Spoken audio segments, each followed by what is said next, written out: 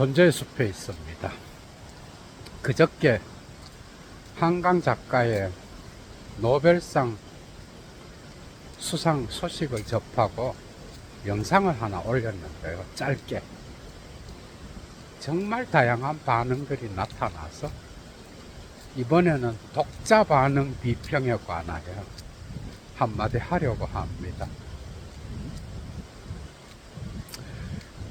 페미니즘, 페미녀의 글이다. 아니 21세기에 교육받은 여성 중에 페미니즘이 아닌 여성이 어디 있어? 한강 작가가 페미니즘적 사고도 없이 글을 썼겠어요? 몰라. 문재인이가 스스로 자기를 페미니스트라고 하면서 폈던 정책들이 페미니즘에 속하는지는 모르겠어. 그게 페미니즘은 이 세계 역사에서 그죠? 어떤 아픔, 억압된 여성들, 심지어 그죠? 성서에서조차도 여성은 남성이 가장 앞에 나옵니다. 뭘 이렇게 이야기를 서술할 때, 그 다음에 여성은 짐승들과 함께 섞어서 누구 이렇게 나타나. 가부장 사회가 존재했죠. 그죠? 지금 대한민국을 가부장 사회라고 할 수 있을까? 가모장 사회도 될 수 있지 않을까? 물론 가족마다 그것은 다르겠지만, 그리고 제주 4.3과 광주 5.18을 좌파적 시각을 갖고 역사를 왜곡시키는 그런 작품을 썼다. 참. 여기에 대해서는 그죠? 할 말이 많지만은, 역사를 이렇게 볼 수도 있구나. 여러분들 한번 생각해봐. 철학을 하는 자가 오늘날 철학의 주제라고 해도 과언이 아니에요. 이것은 자연과학자들이 가르쳐 준 게 아니에요. 문학과 철학이 가르쳐 준 거야. 거기에 니체가 앞에 있어요. 어떤 사실을 봐. 사건이나 일어난 일, 그리고 무심코 본, 내가 눈으로 본 그 사실을 보더라도 그것은 보는 자의 픽션이 언제나 가미되어 있는 거예요. 상상력이 포함되지 않은 어떤 사실을 인간은 이야기할 수 없어요. 그러니까 노벨 문학상이 어떤 역사가 아니다라는 거. 역사 비평적으로 문학에 접근하는 건 웃기는 거예요. 문학 자체가 픽션인데, 그러나 그 픽션은 인간의 삶을 다루는 거예요. 물론 거기에는 뭐 다양한 다른 존재자들도 함께 나타날 수 있죠. 그죠? 그런데 이것을 좌파적 시각을 갖고 그 배경 아래에서 글을 쓴 그런 거기 때문에 역사를 왜곡시킨다. 역사를 누가 왜곡시키는지 모르겠어. 그러니까 어떤 역사적 사건, 그죠? 여러분들 봐봐. 여러분들이 가장 사랑하는 사람이 있다고 합시다. 그 사람을 갖다 놓고 자기한테는 가장 아름답고 가장 멋지고 정말 가장 좋은 사람이고, 뭐 그렇지만은 뭐 그걸 딴 사람한테 보여봐. 좋다 그러지만은 내가 볼 땐 뭐 이러잖아. 바로 이런 개인의 어떤 사태를 갖고도 이런 현상이 나타나는데, 그러니까 역사적 붓다를 보고, 그죠? 그 제자들이 글을 쓸 때도 다 다르게 나옵니다. 같은 말을 하더라도 해석하지 않을 수가 없는 거예요. 그러니까 성서에서도 마태, 마가, 누가, 요한, 도마, 뭐 각 제자마다 자기 스승을 본 그 관점에 따라서 글을 써 내려가잖아. 거기에는 자기가 교육받은, 그죠? 그 전이에도 함께 들어가는 거야. 그래서 요한은 그리스 철학의 로고스 전통에 있었잖아, 그죠? 그래서 그걸 로고스로 푸는 거예요. 각 사람마다 다른 교육과 그 다음에 감정과 무의식적 본능과 또 직관과 느낌과, 그래서 색깔도 다 달라. 그 기호가. 아, 난 이런 게 좋아, 이럴 때는. 그 사람마다 다 다르지. 그러니까 역사 역시도 객관적인 어떤 사태를 서술한 게 아니라는 게, 그죠? 이미 니체 이후에 철학에서는 드러난 거야. 오늘날 지제까지, 특히 꽁땡 메이야스의 우연성의 철학, 그 이후에 그가 써낸 작품도 픽션을 다루고 있어요. 슬라보의 지쟁 역시도 픽션이 주제라고 해도 과언이 아니야, 여러분. 그러니까 상상에 의해서 나온 문학 작품만이 픽션이다가 아니라, 인간은 자기 삶에서 어떤 사태를 볼 때 언제나 픽션적으로 바라보는 거예요. 물론 현실이 있지. 그건 구분을 해야 되겠지만은 그 현실을 바라보는 인간 역시도. 그래서 포스트 모더니즘에서도 다 이걸 다루고 있잖아. 폴 리겔의 시간과 이야기. 인간은 누구나 자기의 존재가 아는 걸 사유하면서 어떤 사태를 보는 거예요. 그렇다고 그러면 제주 4.3이나 광주 5.18을 바라보는 역사적 시각은 얼마나 다양하겠어요, 여러분. 그게 어떤 어설픈 정치평론가들이 나와서 공부 하나도 안 하고 지 멋대로 짓거리는 거를 듣고 거기에 의해서 어떤 노벨 문학상이 뭐 할리먼이 잘못했다, 이거는 역사를 왜곡하는 이런 작품을 상을 주다니 한국 역사를 몰라가 그런다, 저 새끼들이. 뭐 비판을 할 수 있겠죠, 그죠? 열려 있으니까. 그리고 이런 작품은 아이들에게 읽히게 되면은 역사를 잘못 가르치게 된다.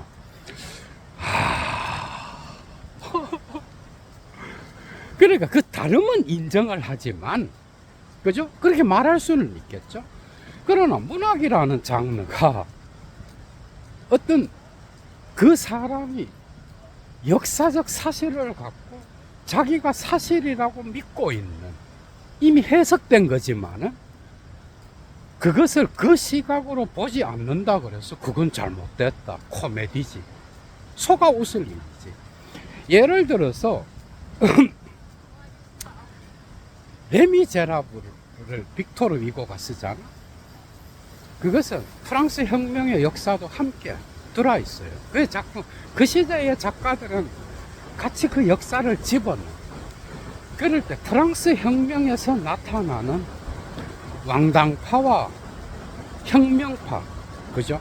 그 다음에 중도파, 뭐 다양한 게 있어.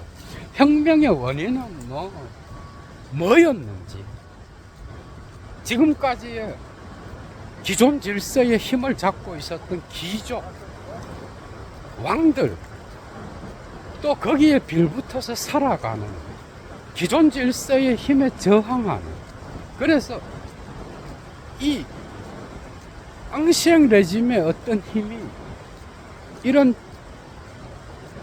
과학자들을 억압해서 이런 일이 일어났는지, 아니면 흉작 때문에 일어났는지, 아니면 뭐 다양한, 너무나 경제적으로 그 당시에 힘들어서 배가 고파서 어떤 이런 것들이 선동의 촉발자가 됐는지, 역사는 그죠? 다양한 방식으로 이야기가 돼.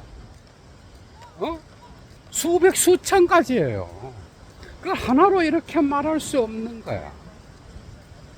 그러나 노벨 문학상이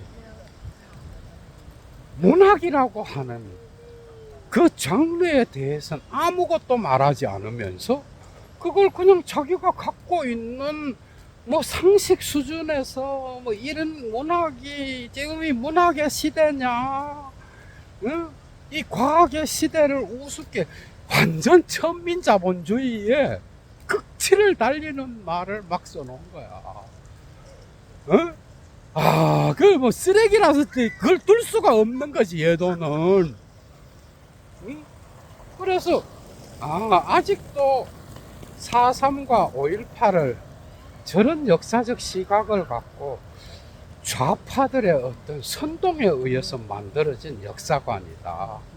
물론 거기에 대해서 세부사항으로 들어가서 이야기하게 되면 또 다른 거죠. 몰랐던 것들이 서로에게 나타날 수도 있어. 이런 것들이 과연 논쟁을 통해서 해결될 수 있을지 모르겠지만, 그죠? 그래서 김대중 대통령이 받은 것도 정치적이었다.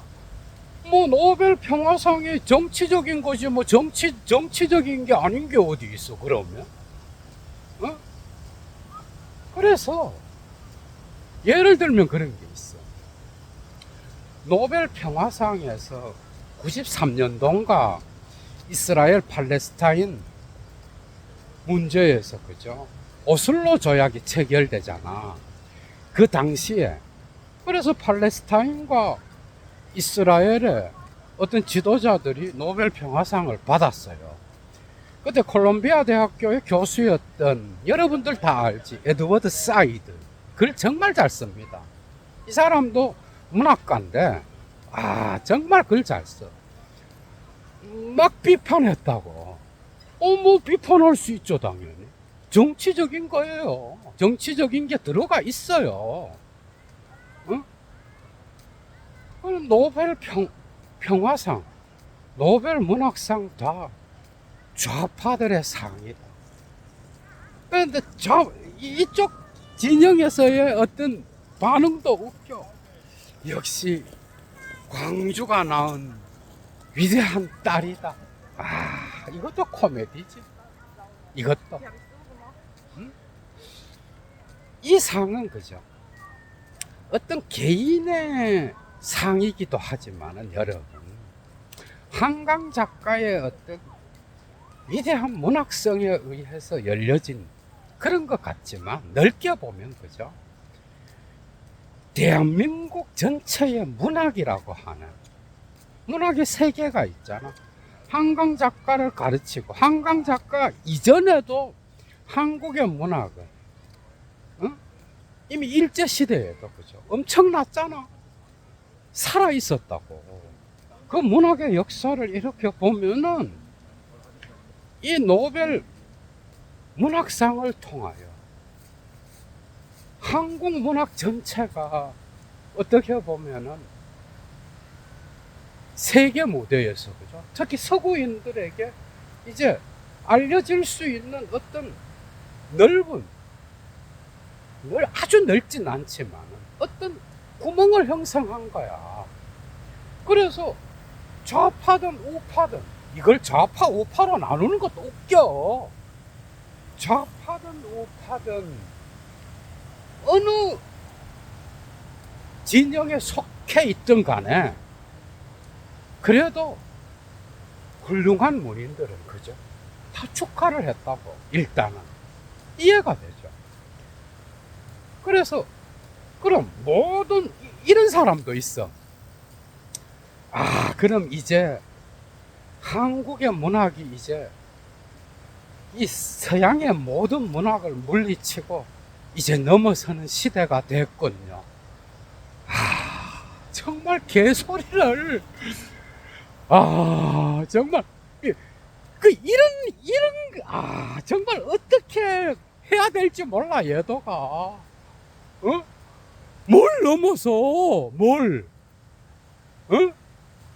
아니, 고전이 넘어서는 거야? 다름이지.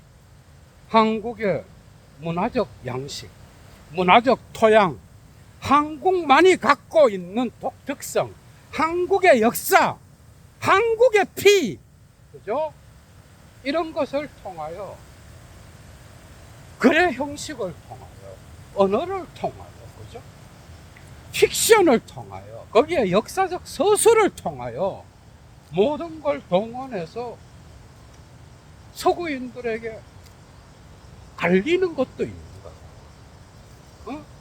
그렇다 그러면 서구의 문학과 한국의 문학이 다르다라는 거. 그런데 이걸 갖고 한강이 노벨 문학상을 탔으니까 이제 서구를 넘어섰다. 소가 웃을 이런 말을 하고 앉아 있다고. 그러니까 이 상에 축하는 거죠. 보수든 진보든 이런 거 다 떠나서 이래 정치인들이 하여튼 웃겨 하는 짓거리 보면은,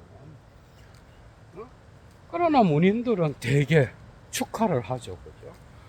그러니까 여기에 어떤 영예가 있다 그러면 그것은 한강 개인의 영예가 아니라 한국 문학 자체에, 그죠? 존재론적으로 보면은. 그리고 한강 못지않게 글을 쓰는 사람 얼마나 많아. 시도 그래요. 시는 번역하기가 더 어려워서 노벨 문학상을 받기가 더 어려운 장르야, 소설보다. 시는. 우리나라에 얼마나 위대한 시인들이 많아. 한도 끝도 없어요. 여러분들이 몰라서 그렇지, 문학에 관심을 안 가져서. 소설가도 마찬가지고. 예를 들면 이런 거야. 20세기에 중후반에 이렇게 보면은 알베르 까미, 앙드레 지드, 사르트르는 거부했지만 어쨌든 수상자잖아, 그죠? 이런 사람들이 받았어, 프랑스에서. 그 시대에 프랑스에 얼마나 많은 위대한 시인들과 그 다음에 얼마나 많은 문인들이, 소설가들이 많았어요, 여러분. 심지어 여러분 생각해봐. 이런 글 쓰는 문인들, 그리고 지성인들이 좋아했다라고 하는 모리스 블랑쇼도, 그죠? 노벨상을 못 받았어요. 한 가지 예를 들면은. 그러니까 노벨상을 받은 그 작가 작품이, 우리나라는 이런 걸 좋아해. 어디가 최고고 막 이런 거 있잖아. 이게 다 천민자본주의의 어떤 그런 거야. 최고고. 그러니까 이렇게 생각하는 거야. 예를 들면, 저 사람과 저 사람은 다르다. 다른 세계관을 갖고 다른 방식으로 접근하는 가치는 정말 뛰어나다, 둘 다. 이런 방식인 거지, 뭐. 그러니까 줄로 세워서 이 사람이 최고다, 뭐 그런 게 어디 있어. 문학 철학에서 그걸 어떻게 이야기할 수가 있어요? 어떤 현대적 사고에 어떤 철학자가 많은 영향을 미쳤다, 이렇게 말할 수는 있지만, 어떤 철학자가 최고다, 이런 걸 또 여론조사를 해서 또 뭐 이렇게 하고, 그런 거예요. 그러니까 한 개인의 어떤 영예가 아니라 한국 문학이 드디어 이 서구 중심적인 문학 세계에 그죠? 파고들면서 이제 알려지는 문학 전체가 기쁜 일이죠, 당연히. 이게 무슨 좌파, 우파가 여기 어디에 들어와? 여기에. 어떻게 들어오냐고. 어? 그래서 온갖, 심지어는 채식주의자, 그죠? 채식주의자에 나오는 조르주 바따유의 눈의 이야기에 나오는 그 섬세한 묘사들을 연상시키는 그 장면만 댓글로 딱 어디 사진을 찍어서 뭐 어디서 글을 썼는지 모르지만 뺏겨갖고 이런 내용을 학생들에게 교육시켜야 할까요? 이게 놀랄 일은 아니에요. 그게 또 잘못된 것도 아니고. 왜? 조르주 바따유 역시도 자기 이름으로 프랑스에서 20세기 초중반에 자기 이름으로 책을 못 냈어요. 프로이트가 나왔을 때 미친놈이라 그랬어, 서구인들도. 그 이후에 소화되면서 이게 다른 방식으로 나타났지만, 고전은 이걸 이기죠, 그죠? 다양한 반응은 어떻게 보면 고전의 힘인 거야. 그게 부정적으로 나타나든 긍정적으로 나타나든 그래서 누구든 비판할 수 있어요.